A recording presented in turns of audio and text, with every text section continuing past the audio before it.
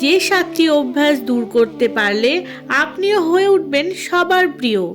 বাহ্যিক আচরণ বা অভ্যাসের বিচারে বিভিন্ন মানুষের পছন্দ বিভিন্ন রকমের, তাই সবসময় যে সবার মন জুগিয়ে চলতে হবে তার কোনো মানে নেই। তবে কিছু বিষয় মেনে চললে এবং সেগুলো থেকে নিজেকে বিরত রাখলে আপনাকে কখনো কারো অপছন্দের পাত্রে পরিণত হতে হবে না। যেমন বদমেজাজি মানুষ শুধু নিজেই অস্বস্তিকর অবস্থায় থাকেন তা নয়, এই ধরনের স্বভাবের মানুষের চারপাশে অন্যরাও মানসিক কষ্ট, বিরক্তি ও অসহনীয় পরিস্থিতির মুখোমুখি হয়ে থাকেন। এর কারণে পরবর্তী সময়ে দাম্পত্য জীবন থেকে ভালোবাসা ও সুসম্পর্ক বিদায় নেয়। সবসময় ঝগড়া বিবাদ ও কলহ লেগেই থাকে এই ধরনের মানুষের জীবনে।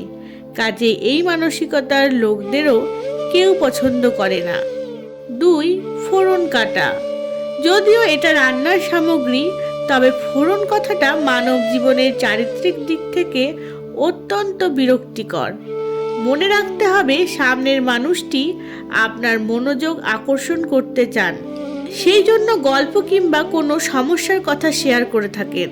সামনের ব্যক্তি যাই বলুক না কেন, কারো কথার মাঝখানে বারবার ফোড়ন কাটলে তিনি বিরক্ত হতে পারেন। এভাবে যারা বেশি কথা বলেন এবং অপরের কথার মধ্যে বিঘ্ন সৃষ্টি করেন, তাদের এ অভ্যাস অপরের অপছন্দের কারণ হয়ে দাঁড়ায়। এজন্য সামনের মানুষের কথা মনোযোগ দিয়ে শোনার পরই নিজের বক্তব্য দেওয়া উচিত। 3. বেশি ভালো হওয়া। এ কথা সত্যি যে খুব ভালো হওয়াও অপরের অপছন্দের বড় কারণ হতে পারে।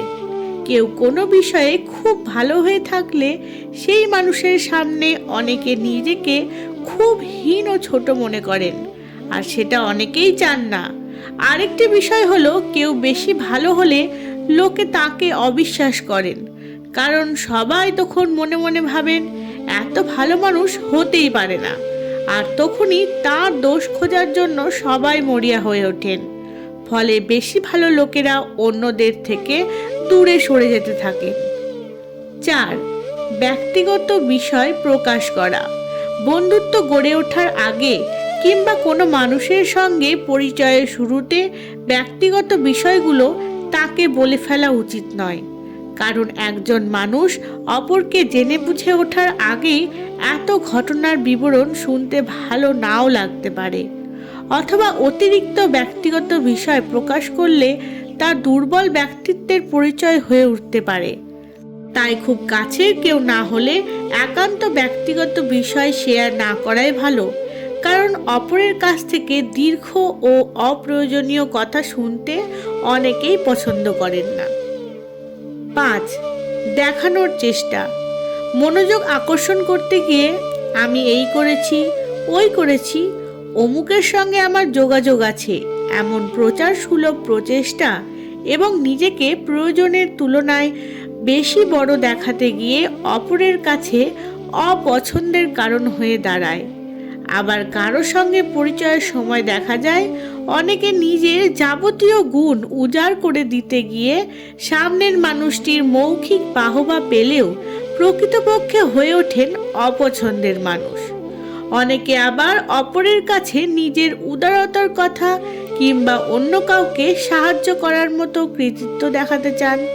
স্বভাবটি নিঃসন্দেহে অপরের অপছন্দের কারণগুলির মধ্যে একটি।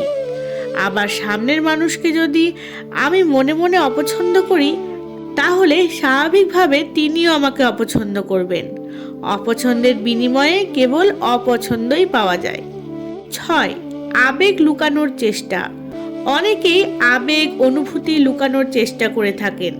মনে রাখতে হবে, আবেগ লুকানো আর আবেগ নিয়ন্ত্রণ সম্পূর্ণ আলাদা দুটি বিষয়। পরিস্থিতির প্রয়োজনে আবেগ নিয়ন্ত্রণ করা যেতে পারে, তবে আবেগ লুকানো কখনোই ভালো নয়। 7. পরচর্চা। অনেকে মুখে মুখে কারো বিষয়ে খুব ভালো বলে আড়ালে তার সম্পর্কে রাগ বা ক্ষোভ প্রকাশ করেন। এটি মানুষের খুবই অপছন্দের একটি বিষয়। এই ধরনের মানুষেরা কখনোই কারোর প্রিয় হতে পারেন না। এই ধরনের মুখোশধারী মানুষ ক্ষণিকের জন্য কারোর প্রশংসা পেলেও সময়ের সাথে মানুষের কাছে তার রূপ প্রকাশ পেয়েই যায়। এজন্য বিরক্তি এলেও তাকে সংযতভাবে মন্তব্য করা বা তার ব্যাপারে স্পষ্ট ধারণা প্রকাশ করা প্রয়োজন। আজ এখানেই শেষ করছি। ধন্যবাদ।